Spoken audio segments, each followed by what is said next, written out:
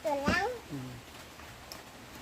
Oh, Dito lang good chicken, afternoon Papa? mga ka-installer. So, siya, ngayon naman ako nakapag-live. Dito lang chicken? 60 seconds.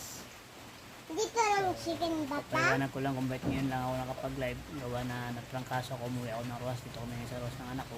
Nagpapagaling. Habang nagpapagaling na nanay. So, kailangan na-relax na kaupo. So, medyo malakas na. By Sabado, Saturday. Magpa-construction naman tayo dun sa project natin sa Puerto sa kaibigan ko. Shout out ulit sa inyo lahat. Maraming salamat. God bless. Yan talaga. Tinamaan ng trangkaso. Papa! Papa! Kala ko Dito labing na. lang chicken mo! Opo. Dito lang chicken Ba mo! nagpapahinga, manahin muna tayo. Kahit pa paano No. matulong man. Dito lang chicken mo, Papa.